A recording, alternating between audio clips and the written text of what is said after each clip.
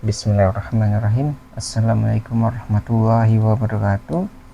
Perkenalkan, saya Afzi, orang bodoh dan gila dari negeri ini. Izinkan saya untuk melanjutkan karangan cerita sebelumnya. Nah, pokoknya saya mau disclaimer dulu bahwa apa yang saya sampaikan di video ini adalah cerita karangan orang bodoh dan gila. Jadi saya harap jangan dibawa serius. Nah, kita masuk ke dasar cerita. Kita mau flashback dulu cerita sebelumnya. Nah, latar ceritanya itu masih sama dengan yang kemarin. Nah, pokoknya itu menceritakan tentang negara yang kaya akan sumber daya, alam dan tanahnya itu subur gitu.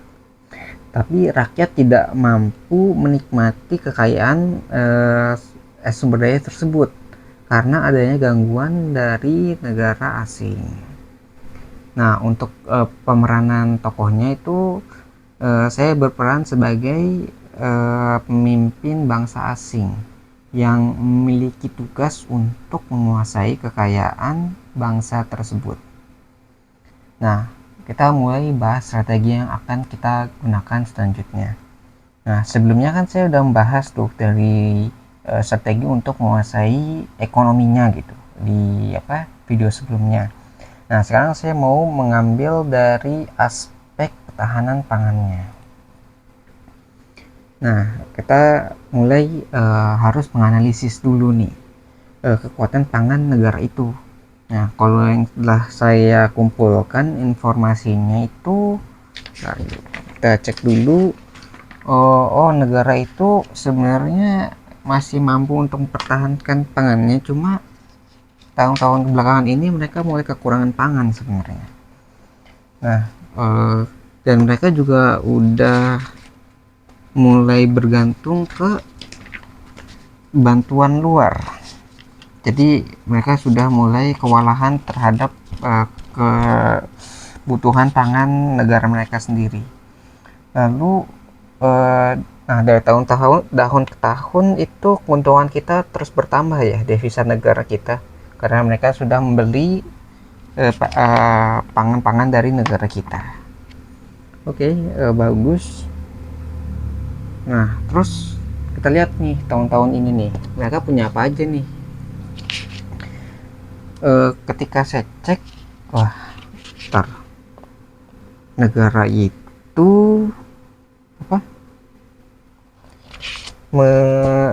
mempunyai program ketahanan pangan. Sebenarnya kok ada ketahanan pangan, sejak kapan mereka punya? Baru-baru ini toh mereka punya program ketahanan pangan. Wah, ini bahaya nih buat negara kita nih. Kalau misalnya program ini terus berlanjut, nanti mereka mampu untuk memenuhi kebutuhan pangan mereka sendiri. Nah, kalau mereka mampu untuk memenuhi kebutuhan pangan mereka sendiri, terus mereka nggak akan bergantung pada kita lagi dong.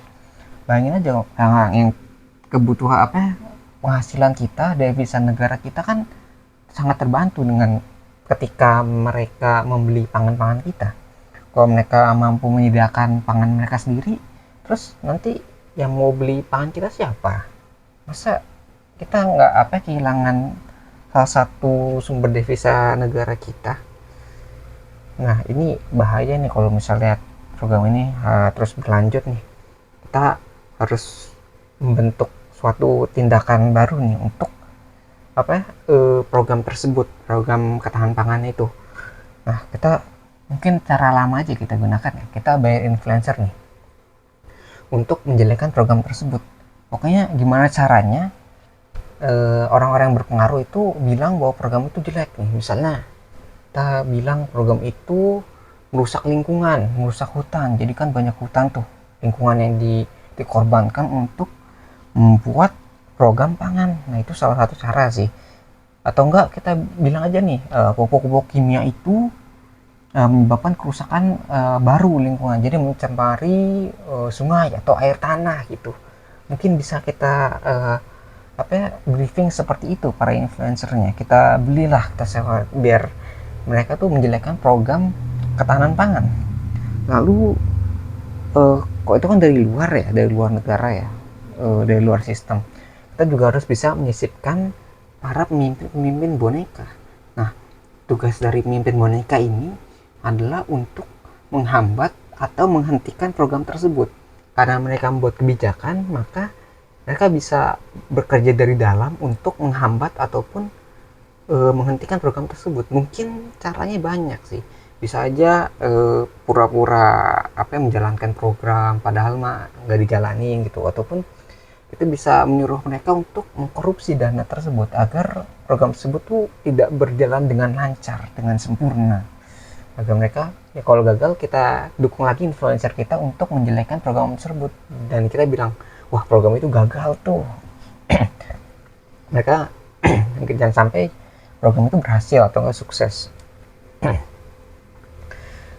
Bahaya kalau bisa terus dibiarkan, tuh sangat berbahaya nih program. Nah, kalau kita sudah berhasil nih menghentikan program nih, misalnya ya kita berhasil nih menghentikan program tersebut, maka hal satu yang akan terjadi adalah dampaknya itu rakyat akan kelaparan. Bayangin aja nih, kalau yang sekarang sudah mulai kekurangan, sedangkan mereka tidak mampu untuk memenuhi kebutuhannya sendiri, maka yang paling terdampak adalah rakyat yang di bawah itu. Mereka akan kelaparan. Pokoknya kita harus menyerang kemakmuran atau kesejahteraan rakyatnya dulu. Pokoknya kita harus serang itu. Nah, kalau misalnya kita sudah mulai kekurangan, maka pemerintah harus bertindak kan. Mereka harus bergantung kepada pihak luar seperti negara kita. Negara kita akan diuntungkan dari keadaan ini. Mereka yang kekurangan bisa membeli produk-produk pangan kita, sehingga pangan kita itu terjual sangat laku, sehingga ya setiap tahun pasti bertambah lah devisa negara kita dari pangannya gitu, dari segi pangannya. Nah, terus kalau udah meningkat ya bagus lah, kita bisa terus menggerogoti kekayaan negara itu. Nah, setelah itu kita bisa menyisipkan rencana yang menurut kita ini luar biasa sih, menurut bangsa asing ya luar biasa. Kita bisa membuat perjanjian gitu dengan negara itu yang sesuai dengan kebijakan kita. Jadi kita bisa buat perjanjian yang menguntungkan negara kita saat berdagang dengan negara itu. Nah, kalau misalnya negara itu menolak nih ya, seandainya menolak nih, maka kita bisa memboikot atau kita membuat larangan untuk berdagang dengan negara itu. Jadi kalau mereka menolak kebijakan yang menguntungkan kita harus memboikot negara tersebut. Nah, kalaupun mereka setuju, maka itu menjadi keuntungan tambahan buat kita, karena kita bisa menukar segala kekayaan negara itu dengan kebijakan-kebijakan yang telah kita buat, kebijakan yang menguntungkan negara kita, sehingga negara itu tuh makin rugi ataupun makin miskin gitu. Lalu, nah dampak lainnya itu bisa banyak juga sih, yang setelah kita kumpulin ya data-datanya, bahwa ketika negara itu memiliki kebijakan yang lemah, maka mereka tuh memiliki posisi yang lebih rendah dalam negosiasi kan. Kita sandera rakyat mereka, kita buat mereka kelaparan. Jadi sandera utama kita adalah rakyat. Ketika rakyat sudah jadi sandera, maka posisi negara itu tuh mau nggak mau berarti kan harus setuju. Berarti posisi dalam negosiasi mereka ada di posisi yang lebih rendah. Jadi kita bisa mengajukan kebijakan-kebijakan yang menguntungkan kita untuk masa depan kita ini. Nah, ketika mereka sudah melemah posisinya, maka negara itu akan lebih mudah untuk diatur kondisinya gitu. Kalau mereka nggak setuju ya boikot aja, gampang kan gitu. Nah, kalau misalnya negara itu masih sabar nih ya, misalnya masih menolak dengan kerasnya gitu, maka sampai kapan mereka mampu untuk menolak bantuan dari kita? Sampai kapan mereka mampu? Kita akan nunggu kok, mungkin 10 tahun, 20 tahun, atau 30 tahun. Kalau generasi yang sekarang masih kuat ya, bertahan, masih bisa makan walaupun kekurangan ya. Tapi kita tunggu aja tuh generasi selanjutnya. Mungkin generasi 10-30 tahun ke depan mereka akan melemah. Bayangin aja, mereka yang sekarang udah kekurangan, generasi selanjutnya pasti gak bisa mempertahankan hidupnya. Ya kalau nggak mati kelaparan ya stunting paling, atau gizinya kurang jadi keterbelakangan jadinya dari segi fisik dan kemampuan atau kapasitas otaknya. Wah, itu luar biasa sih kalau berhasil. Kan negara kita yang bakal diuntungin. Kalau negara mereka lemah, maka akan lebih mudah untuk dipengaruhi. Nah, ya kalau ya pokoknya generasi selanjutnya adalah menjadi target kita gitu. Kalau generasi sekarang tuh masih kuat, maka generasi seterusnya itu akan menjadi target negara kita karena sudah melemah ya. Nah, dari rencana ini juga kalau berhasil kita menggagalkan program ketahanan pangan, maka salah satu yang bisa terjadi itu bonusnya ya, misalnya sampingan, misalnya terjadi perlawanan dari rakyat, jadi rakyat itu memberontak misalnya. Nah, itu kan kalau yang sabar tadi kan aman-aman aja, mereka kan mati kelaparan secara perlahan-lahan. Nah kalau misalnya ini kejadian bonus nih, ketika rakyat itu melakukan perlawanan atau pemberontakan, nah itu negara kita bisa masuk tuh ke dalam sistem mereka. Jadi kita akan membantu pemberontak negara tersebut atas dasar kemanusiaan. Kita memiliki alasan yang kuat untuk membantu pemberontak negara itu. Kan negara rakyat negara itu kan sedang tertindas tuh, udah kelaparan, nggak dapat makanan, tidak sejahtera lah. Mereka yang berontak kita akan bantu, kita akan persenjatai mereka, kita akan bantu dengan makanan yang berlimpah, pokoknya kita dukung full support, bantuan penuh untuk memberontak ke negara tersebut, karena negara tersebut kan pemerintahannya semena-mena, tidak mengayomi masyarakatnya, tidak mengayomi rakyatnya gitu ya. Kita dukung yang tertindas lah tuh. Negara-negaranya juga pasti akan setuju lah dengan apa yang kita lakukan, karena kan kita membantu manusia yang tertindas. Oke, kalau sudah, kalaupun rencana ini bisa sukses besar ya, maka kemungkinan akan terjadi kemungkinan negara itu akan memisahkan diri ya, maksudnya terpecah belah gitu. Rakyat yang memberontak itu akan memisahkan diri, membuat negara baru yang lebih lemah dari sebelumnya, jadi terpecah belah. Kita akan masuki strategi yang lebih hebat ke depannya, yaitu memecah belah negara tersebut kalau berhasil ya pemberontakannya. Nah kalaupun gagal ya, kalau gagal sekalipun, maka dampak dari negara tersebut tuh akan melemah juga. Jadi walaupun nggak terjadi pembentukan negara baru, nah maka kita bisa melemahkan keadaan di negara tersebut, jadi menjadi tidak stabil.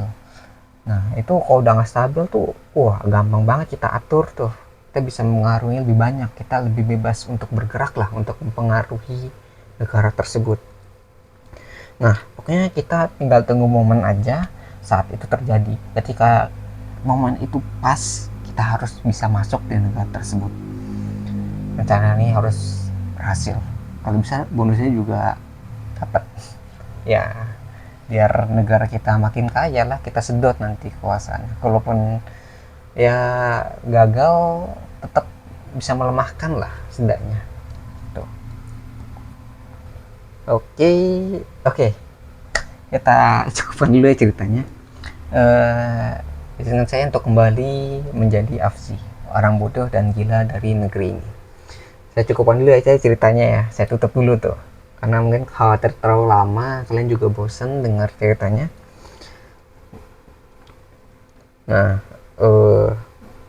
sebelum saya ingin tutup videonya, saya ingin menyampaikan bahwa jika ada kebenaran di video ini, maka itu bersumber dari Tuhan yang Maha Kuasa, dan jika ditemukan banyak kesalahan dan kekurangan di video ini, maka itu hanya berasal dari diri saya sendiri.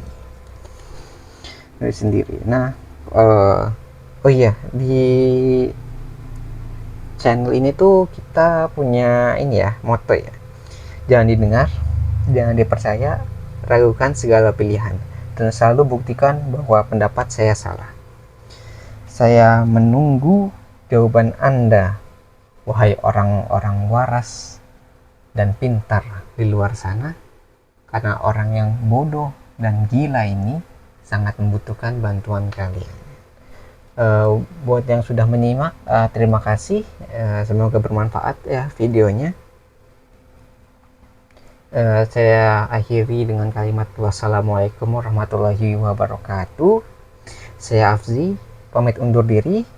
Kita ketemu lagi di pembahasan berikutnya, insya Allah.